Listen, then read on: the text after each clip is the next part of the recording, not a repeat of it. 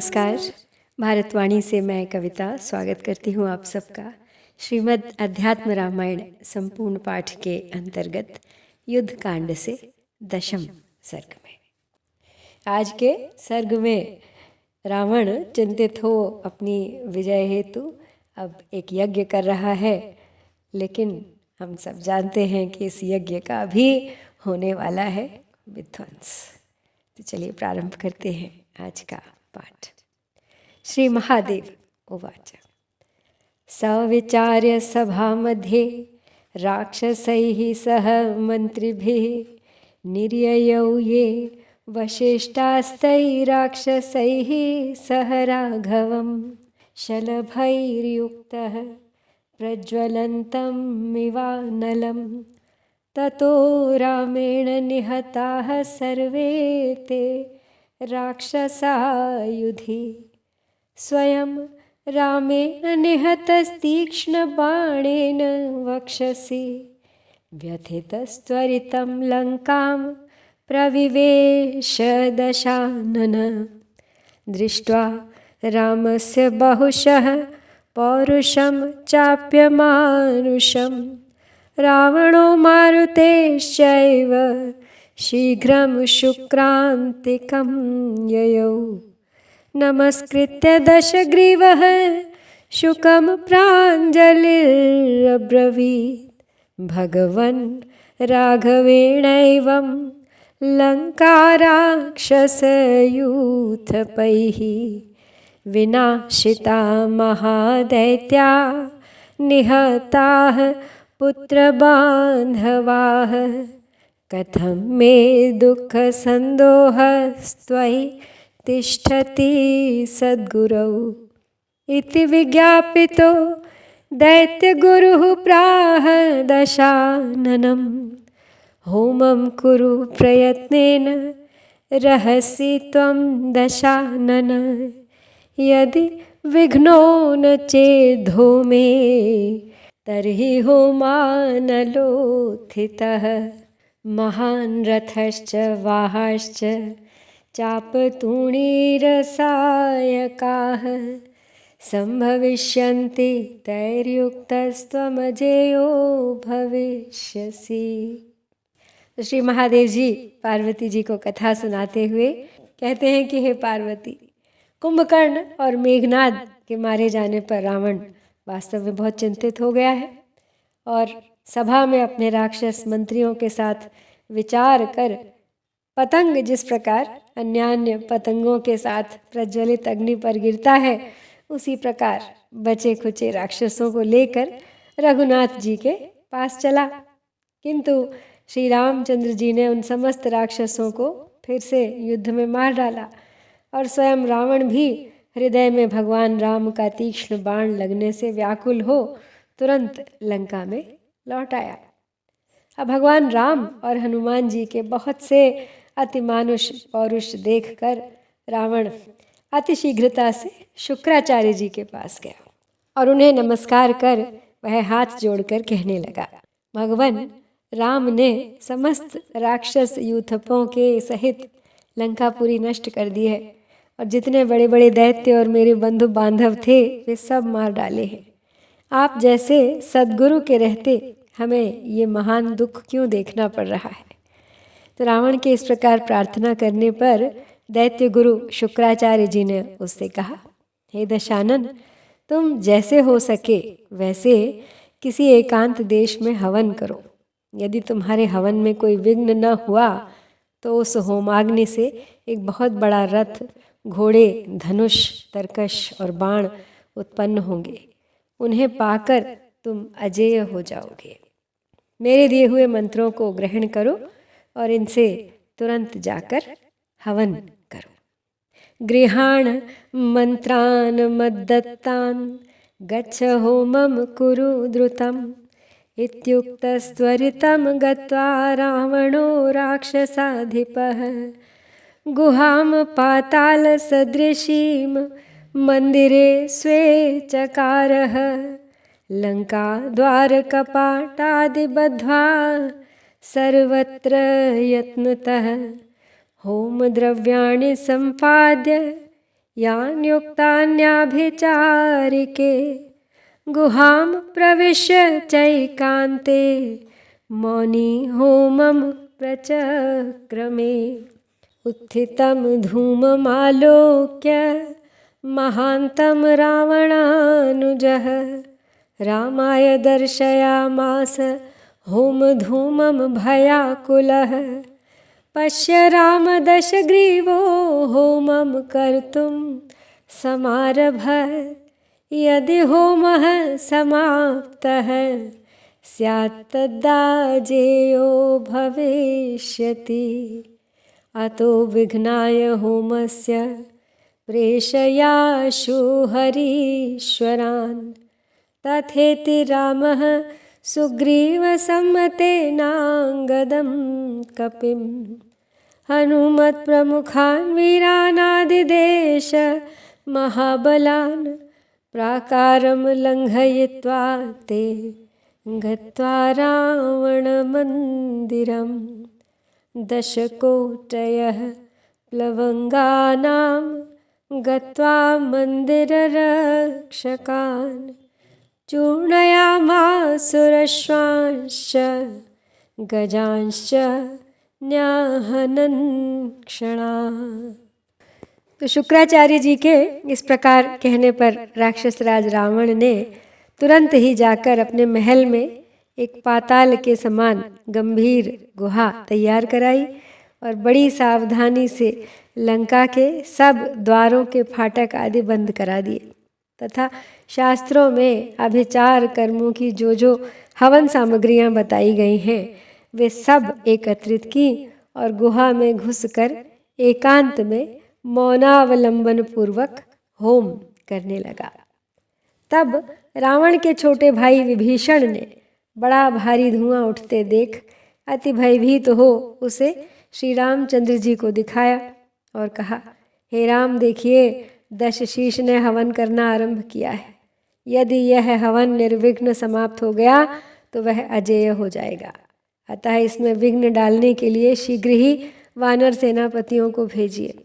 तब रघुनाथ जी ने अच्छा कहकर सुग्रीव की सम्मति से कपिवर, अंगद और हनुमान आदि महाबलवान वानर वीरों को आज्ञा दी। वे सब नगर के परकोटे को लांघकर रावण के महल पर पहुँचे। इन 10 करोड़ वानरों ने वहाँ पहुँचकर महल के द्वारपालों को चूर्ण कर डाला और एक क्षण में ही बहुत से घोड़ों तथा हाथियों का संहार कर दिया।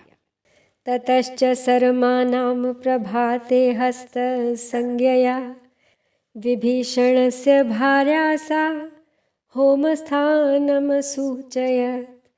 गुहापिधानपाषाणमङ्गदः पादघट्टनैः चूर्णयित्वा महासत्वः प्रविवेश महागुहां। दृष्ट्वा दशाननं तत्र मीलिताक्षं दृढासनं ततो अंगदाज्ञया सर्वे वानरा विविशुर्द्रुतं।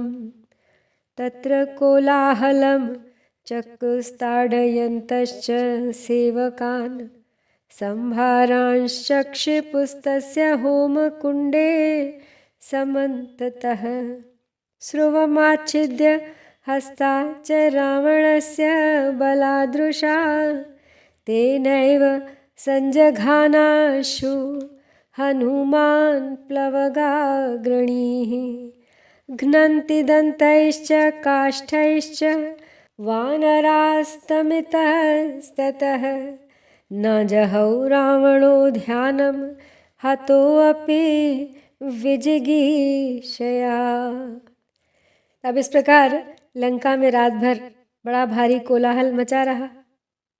प्रातःकाल होते ही विभीषण की भार्या सरमा ने हाथ के संकेत से होम स्थान बतला दिया। गुहा को ढकने के लिए उसके मुख पर रखे हुए पत्थर को महापराक्रमी अंगद पैर की ठोकर से चूर चूर कर उस महाकंदरा में घुस गए। वहाँ उन्होंने रावण को नेत्र मूंदे दृढ़ आसन लगाए बैठे देखा। तदनंतर अंगद जी की आज्ञा से समस्त वानरगण तुरंत उस गुहा में घुस गए। गुहा में घुसकर वे सेवकों को पीटने और बड़ा भारी कोलाहल करने लगे तथा जहाँ तहाँ रखी हुई यज्ञ सामग्री को उन्होंने हवन कुंड में डाल दिया। वानराग्रणी हनुमान जी ने अति रोषपूर्वक बलात् रावण के हाथ से श्रुवा छीन कर उसी से उस पर आघात किया। वानरगण रावण पर इधर उधर से दांतों और लकड़ियों से प्रहार कर रहे थे, किंतु उसने विजय की कामना से इस प्रकार आहत होने पर भी अपना ध्यान नहीं छोड़ा। प्रविश्यान्तः पुरे वेश्मन्यङ्गदो वेगवत्तरः समानयत् केशबन्धे धृत्वा मन्दोदरीं शुभाम्। रावणस्यैव पुरतो विलपन्ती मनाथवत् विददाराङ्गदस्तस्या कञ्चुकं रत्नभूषितं। मुक्ता विमुक्ताः पतिताः समन्ताद्रत्नसञ्चयैः श्रोणिसूत्रं निपतितं त्रुटितं रत्नचित्रितं कटिप्रदेशाद्विस्त्रस्ता नीवि तस्यैव पश्यतः भूषणानि च सर्वाणि पतितानि समन्ततः देवगन्धर्वकन्याश्च नीता हृष्टैः प्लवङ्गमैः मन्दोदरीरुरोदाथ रावणस्याग्रतो भृशम् क्रोशन्ति करुणं दीना जगाददशकन्धरम् निर्लज्जोऽसि परैरेवं केशपाशे विकृष्यते भार्या तवैव पुरतः किं जुहोषि न लज्जसे हन्यते पश्यतो यस्य भार्या पापैश्च शत्रुभिः मर्तव्यं तेन तत्रैव जीवितान् मरणं वरम् हा मेघनाद ते माता क्लिश्यते बत वानरैः त्वयि जीवति मे दुःखमीदृशं च कथं भवेत् भार्या लज्जा च संत्यक्ता भर्ता मे जीविताशया श्रुत्वा तद्देवितं राजा मन्दोदर्या दशाननः उत्तस्थौ खड्गमादाय त्यज देवीमिति ब्रुवन् जघानाङ्गदमव्यग्रः कटिदेशे दशाननः तदोत्सृज्य ययुः सर्वे विध्वंस्य हवनं महत् रामपार्श्वमुपागम्य तस्थुः सर्वे प्रहर्षिताः। तो अब अत्यंत वेगवान अंगद जी अंतःपुर में जाकर तुरंत ही शुभ लक्षणा मंदोदरी को चोटी पकड़ कर ले आए और रावण के सामने ही उन्होंने अनाथ के समान विलाप करती हुई मंदोदरी की रत्न जटित कंचुकी फाड़ डाली। उसके मोती टूट टूट कर रत्न समूह के सहित सब ओर बिखर गए। इसी प्रकार मंदोदरी की रत्न जटित करधनी भी टूटकर पृथ्वी पर गिर पड़ी। रावण के देखते देखते ही उसके अधोवस्त्र का बंधन ढीला पड़कर कटि प्रदेश से खिसक गया और समस्त आभूषण जहाँ तहाँ गिर गए। ऐसे ही अन्यान्य वानरगण भी कुतूहलवश देव और गंधर्व आदि की कन्याओं को जो रावण की पत्नियां थीं पकड़ लाए।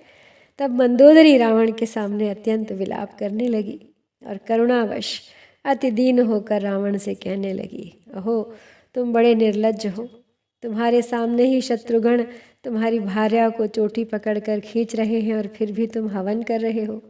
क्या तुम्हें लज्जा नहीं आती? जिसकी भार्या को उसी के सामने पापी शत्रुगण मारते हो उसे तो वहीं मर जाना चाहिए। उसके जीने से तो मरना ही अच्छा है।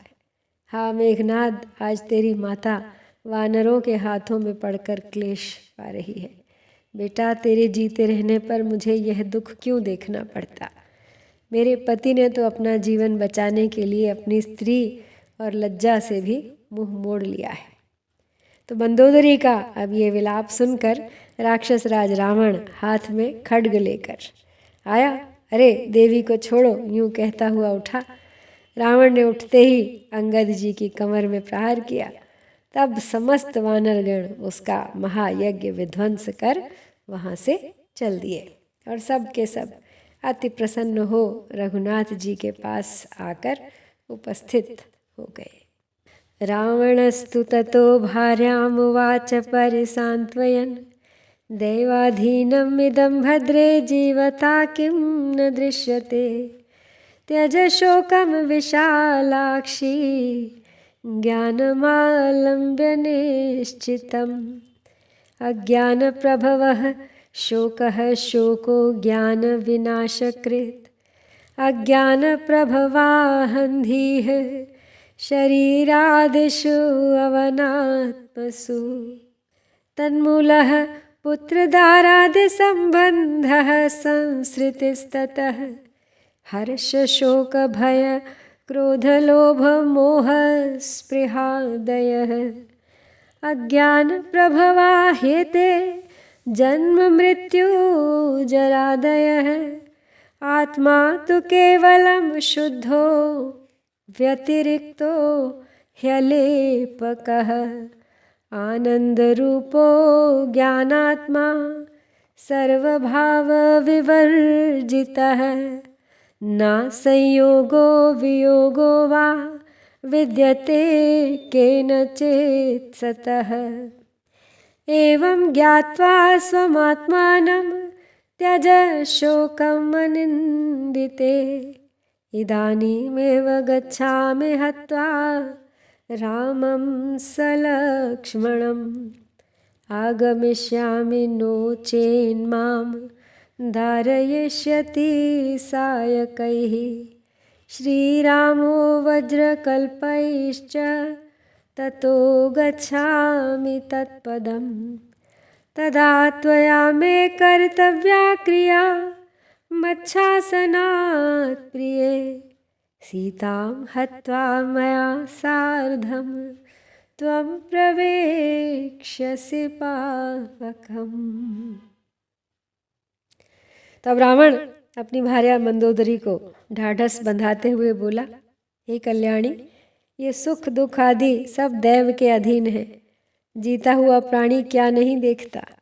अतः हे विशाल नयने, इस निश्चित ज्ञान का आश्रय कर तुम शोक छोड़ दो। शोक अज्ञान से होता है और वह ज्ञान को नष्ट कर देता है। शरीर आदि अनात्म पदार्थों में अहम बुद्धि भी अज्ञान से ही होती है। इस मिथ्या अहंकार के कारण ही पुत्र स्त्री आदि का संबंध होता है और इन संबंधों में आस्था होने से ही जन्म मरण रूप संसार तथा हर्ष शोक भय क्रोध लोभ मोह और स्पृहा आदि होते हैं। ये जन्म मृत्यु और जरा आदि अवस्थाएं अज्ञान जन्य ही है। आत्मा तो एकमात्र शुद्ध सबसे पृथक और असंग है। वह आनंद स्वरूप ज्ञानमय और समस्त भावों से रहित है। उस सत्य स्वरूप का कभी किसी से संयोग वियोग नहीं होता। हे अनिंदिते, अपने आत्मा का ऐसा स्वरूप जानकर तुम शोक छोड़ दो। मैं अभी जाता हूँ और या तो लक्ष्मण सहित राम को मार कर ही आऊँगा या श्री राम ही अपने वज्र सदृश बाणों से मुझे छिन्न भिन्न कर देंगे। तब मैं उनके पद को प्राप्त हो जाऊँगा। हे प्रिय, मेरी आज्ञा से तब तुम मेरे लिए एक काम करना। तुम सीता को मार कर मेरे शव के साथ अग्नि में प्रवेश कर जाना।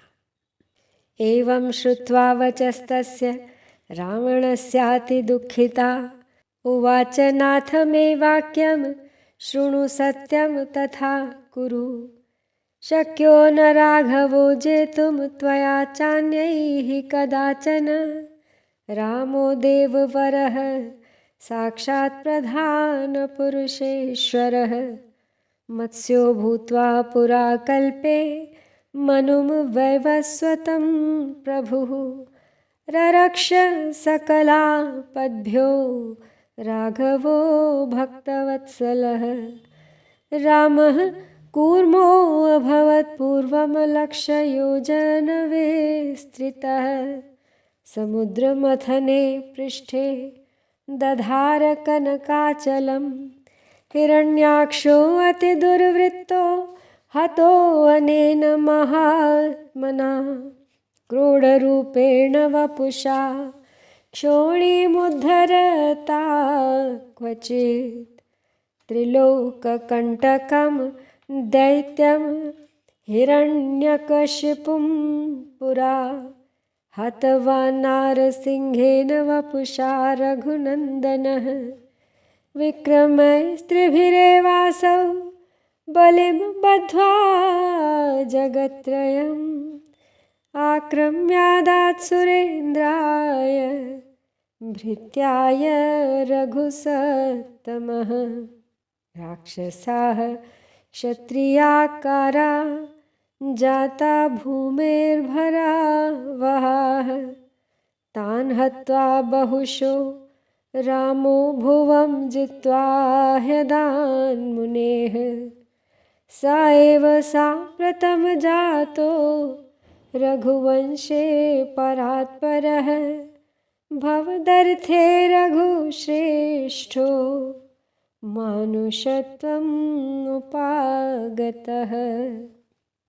रावण के ये वचन सुनकर मंदोदरी ने अति दुखित होकर कहा, प्रभु मैं आपसे ठीक ठीक बात कहती हूँ, आप उसे सुनकर वैसा ही कीजिए। राम तुमसे अथवा और भी किसी से कभी नहीं जीते जा सकते। देवाधिदेव भगवान राम साक्षात प्रकृति और पुरुष के नियामक है। भक्तवत्सल रघुनाथ जी ने ही कल्प के आरंभ में मत्स्य रूप होकर वैवस्वत मनु की समस्त आपत्तियों से रक्षा की थी। भगवान राम ही पूर्व काल में 1,00,000 योजन विस्तार वाले कच्छप हुए थे और समुद्र मंथन के समय इन्हीं ने अपनी पीठ पर सुमेरु पर्वत को धारण किया था। किसी समय वराह रूप धारण कर पृथ्वी का उद्धार करते समय इन्हीं महात्मा ने महादुराचारी हिरण्याक्ष दैत्य को मारा था। इन रघुनंदन ने ही नृसिंह शरीर से त्रिलोकी के कंटक रूप हिरण्यकशिपु दैत्य को मारा था और इन्हीं रघुश्रेष्ठ ने वामन अवतार में बलि को बांधकर संपूर्ण त्रिलोकी को 3 ही पगों में माप कर अपने सेवक इंद्र को दे दिया था। जिस समय राक्षस गण क्षत्रिय रूप से उत्पन्न होकर पृथ्वी के भार रूप हुए, तब इन्हीं ने परशुराम रूप से उन्हें कई बार संग्राम में मारा और पृथ्वी को जीत कर उसे कश्यप मुनि को दे दिया। इस समय वे ही परात्पर प्रभु रघुवंश में राम रूप से अवतीर्ण होकर आपके लिए मनुष्य रूप हुए हैं। तस्य भार्या किमर्थम वा हृता सीता वनात् बलात् मम पुत्र विनाशार्थम स्वस्यापि निधनाय च इतः परम वा वैदेहीं प्रेषयस्व रघुत्तमे विभीषणाय राज्यं तु दत्त्वा गच्छामहे वनम्। मंदोदरी वचः श्रुत्वा रावणो वाक्यमब्रवीत् कथं भद्रे रणे पुत्रान् भ्रातॄन् राक्षसमण्डलम् घातयित्वा राघवेण जीवामि वनगोचरः रामेण सह योत्स्यामि रामबाणैः सुशीघ्रगैः विदार्यमाणो यास्यामि तद्विष्णोः परमं पदम् जानामि राघवं विष्णुं लक्ष्मीं जानामि जानकीं ज्ञात्वैव जानकी सीता मया नीता वनात् बलात् रामेण निधनं प्राप्य यास्यामीति परं पदम् विमुच्य त्वां तु संसारात् गमिष्यामि सह प्रिये परानन्दमयी शुद्धा सेव्यते या मुमुक्षुभिः तां गतिं तु गमिष्यामि हतो रामेण संयुगे प्रक्षाल्य कल्मषाणीह मुक्तिं यास्यामि दुर्लभाम् क्लेशादिपञ्चकतरङ्गयुतं भ्रमाढ्यं दारात्मजाप्तधनबन्धुजुषाभियुक्तम् और्वानलाभ निजरोषमनङ्गजालं संसारसागरमतीत्य हरिं व्रजामि। तो मंदोदरी रावण को समझाते हुए आगे कहती है कि देखिए, आपने उसी सीता को, उसी स्त्री को मेरे पुत्र के नाश के लिए और अपनी भी मौत बुलाने के लिए भला बलात् तपोवन से क्यों चुरा लिया। आप अब भी जानकी जी को रघुनाथ जी के पास भेज दीजिए, फिर विभीषण को राज्य देकर हम वन को चले जाएंगे। तो मंदोदरी के वचन सुन के रावण बोला, अय भद्रे, युद्ध में रघुनाथ जी से अपने पुत्र, भ्राता और राक्षस समूह का नाश कराकर भला मैं वनवासी होकर कैसे जीवन काट सकता हूँ। अब तो मैं भी राम के साथ युद्ध करूँगा और उनके शीघ्रगामी बाणों से विद्ध होकर उन विष्णु भगवान के परमधाम को जाऊँगा। मैं राम को साक्षात विष्णु और जानकी को भगवती लक्ष्मी जानता हूँ, और यह जानकर ही कि राम के हाथ से मरकर उनका परम पद प्राप्त करूँगा। मैं जनक नंदिनी सीता को बलपूर्वक तपोवन से हर ले आया था। हे प्रिय, अब मैं तुम्हें छोड़कर अपने अन्यान्य राक्षस वीरों के साथ संसार से कूच कर जाऊंगा, और मुमुक्षुगण जिस परमानंदमयी विशुद्ध गति का सेवन करते हैं, संग्राम में भगवान राम के हाथ से मरकर मैं उसी गति को प्राप्त करूंगा। इस प्रकार अपने समस्त पाप पुंज का प्रक्षालन कर मैं दुर्लभ मोक्ष पद को प्राप्त कर लूँगा, जिसमें अविद्या, अस्मिता, राग, द्वेष और अभिनिवेश नामक 5 क्लेश ही तरंगे हैं, भ्रम ही भंवरे हैं, स्त्री, पुत्र, स्वजन, विभव और बंधु आदि ये सब मत से हैं, और अपना क्रोध ही बड़वानल है, तथा जिसके भीतर काम रूपी जाल फैला हुआ है। उस संसार सागर को पार कर अब मैं श्री हरि के निकट चला जाऊंगा। रावण और मंदोदरी के बीच हुए इस संवाद के साथ ही हम युद्ध कांड से 10वां सर्ग समाप्त करते हैं। इति श्रीमद् अध्यात्म रामायणे उमा महेश्वर संवादे युद्ध कांडे 10वां सर्ग। जय श्री सीताराम, जय भारत।